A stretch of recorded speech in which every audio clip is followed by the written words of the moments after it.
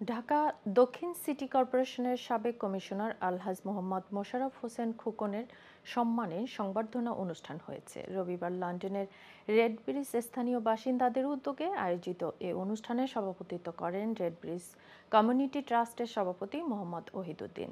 অনুষ্ঠান পরিচালনা করেন জহিরুল হোসেন গৌস।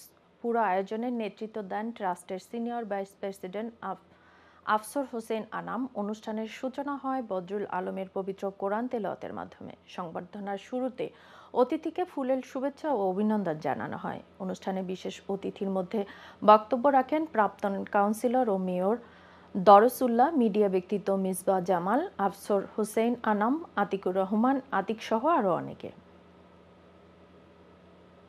আমার আব্বার নামে খেলার মাঠ, দিলার হোসেন খেলার মাঠ, আরও 3টা খেলার মাঠ আমার এলাকায়। টোটাল একটা কোনো ওয়ার্ডে মাঠ নেই, 4টা মাঠ। আপনার মাতৃশিশু জন, ডাক্তারখানা, কোনো কিছু আমি যে জনগণের চাহিদা অনুযায়ী আমার ওয়ার্ডকে আমি এত সুন্দরভাবে একটা মডেল তৈরি করেছি।